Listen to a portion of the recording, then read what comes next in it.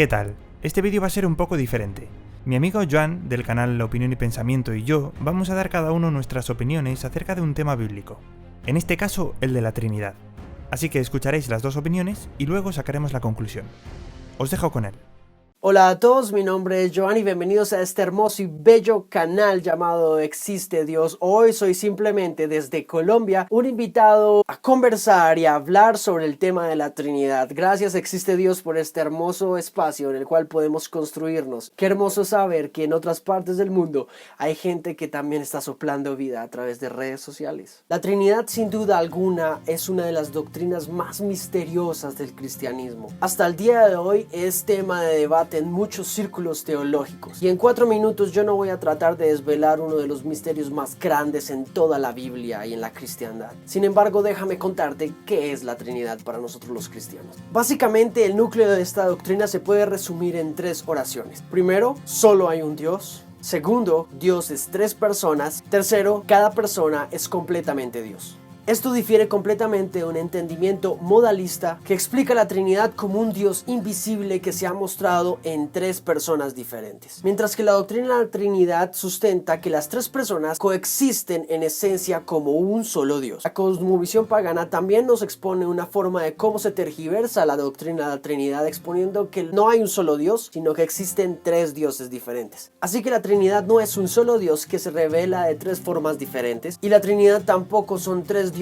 diferentes. Entonces, la Trinidad es un solo Dios que es en 3 personas, y cada una de esas personas es totalmente Dios. La primera persona de la Trinidad es el Padre. Es la fuente de la divinidad, de la vida, de la existencia misma, trascendente, incausado y más allá de la mera existencia. La segunda persona de la Trinidad es el Hijo. El Hijo es la palabra del Padre, la palabra hecha carne. Por lo tanto, el Hijo no es una creación del Padre. El libro de Juan nos relata básicamente cómo la palabra ya existía con la presencia de Dios Padre. La tercera persona de la Trinidad es el Espíritu Santo, quien tampoco es creado, quien procede eternamente del Padre y es el agente activo de Dios en la tierra. Es importante que sepas que las personas de la Trinidad interactúan entre ellas a través no de la diferencia, sino la deferencia. Este concepto lo podemos explicar a través de una sola palabra: pericóresis. Exactamente así.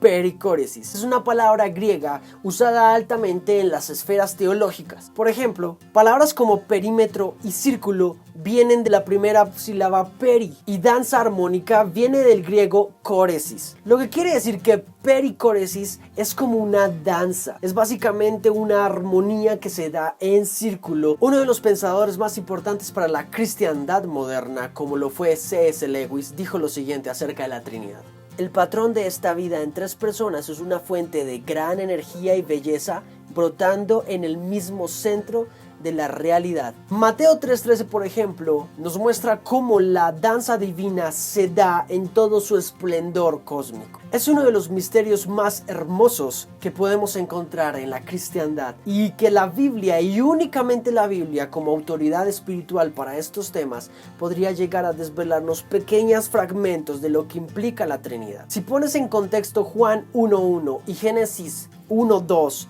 encontrarás que allí están las 3 personas: el Padre, el Hijo, que es la palabra hecha carne, y el Espíritu de Dios que estaba sobre la faz de la tierra.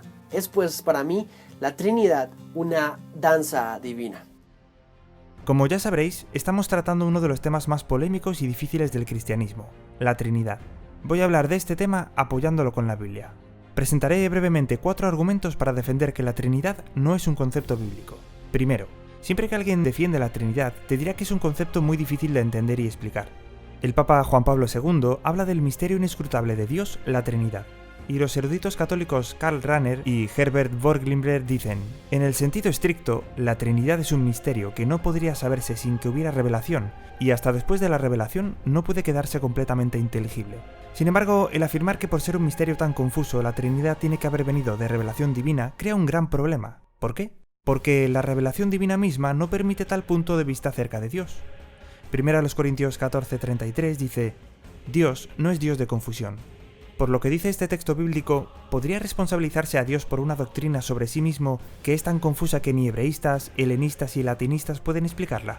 Además, ¿tendrían que ser teólogos los que quisieran conocer al único Dios verdadero y a su enviado Jesucristo? Contrario a eso, sus discípulos fieles fueron campesinos humildes, pescadores, recaudadores de impuestos y amas de casa. Estas personas comunes estaban tan seguras de lo que Jesús enseñaba acerca de Dios que podían enseñarlo a otros y hasta estaban dispuestos a morir por su creencia. ¿Está la palabra Trinidad en la Biblia? No. The Catholic Encyclopedia comenta: no hay hasta ahora en las escrituras ningún término que de por sí solo denote juntas a las tres personas divinas. Vale, la palabra Trinidad no aparece, pero ¿se enseña igualmente esa doctrina? Vayamos al Antiguo Testamento. La New Catholic Encyclopedia dice: la doctrina de la Santísima Trinidad no se enseña en el Antiguo Testamento. Y por si no os habéis dado cuenta, los propios católicos son trinitarios, pese a que su propia enciclopedia diga lo contrario. ¿Y qué podemos decir del Nuevo Testamento? El profesor E.W. Hopkins de la Universidad de Yale afirmó: parece que ni Jesús ni Pablo conocían la doctrina de la Trinidad. No dicen nada en cuanto a ella. En tercer lugar, ¿es Jesús diferente a Dios? En oración a Dios, es decir, al Padre, Jesús dijo: tú, el único Dios verdadero. En otra ocasión dijo: ¿por qué me llamas bueno? Nadie es bueno, sino solo Dios. De modo que Jesús decía que nadie es tan bueno como Dios, ni siquiera Jesús mismo. También decía cosas como: el Hijo no puede hacer nada por su cuenta, sino lo que ve hacer al Padre. O: lo que yo enseño no es mío, sino que pertenece al que me ha enviado. ¿No es el que envía mayor que el enviado? Cuando Jesús fue bautizado, la voz de Dios dijo desde el cielo: este es mi Hijo, el amado, a quien he aprobado. ¿Estaba diciendo Dios que Él era su propio Hijo, que se aprobaba a sí mismo, que se enviaba a sí mismo? Cuando Jesús dio su profecía acerca del fin, declaró: mas aquel día y hora nadie sabe nada, ni los ángeles del cielo, ni el Hijo, sino solo el Padre. Si Jesús hubiera sido parte de la Trinidad, habría sabido lo que el Padre sabe, pero Jesús no lo sabía porque no era igual a Dios. De hecho, Jesús mismo dijo: el Padre es mayor que yo.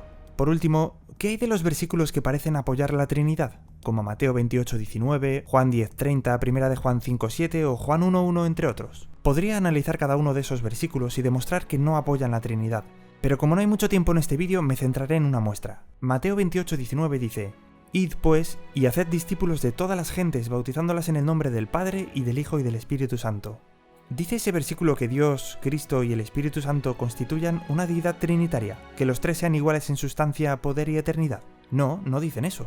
Tal como enumerar a tres personas como Pepe, Pancho y Antonio no significa que sean tres en uno. Otro ejemplo que mencionan a los tres juntos está en Primera de Juan 5:7. Porque tres son los que dan testimonio en el cielo: el Padre, el Verbo y el Espíritu Santo, y estos tres son uno. Aparentemente, esto apoya claramente la Trinidad. El problema es que los eruditos reconocen que esas palabras no estaban originalmente en la Biblia, sino que fueron añadidas mucho tiempo después. Correctamente, la mayoría de las traducciones modernas omiten ese versículo espurio.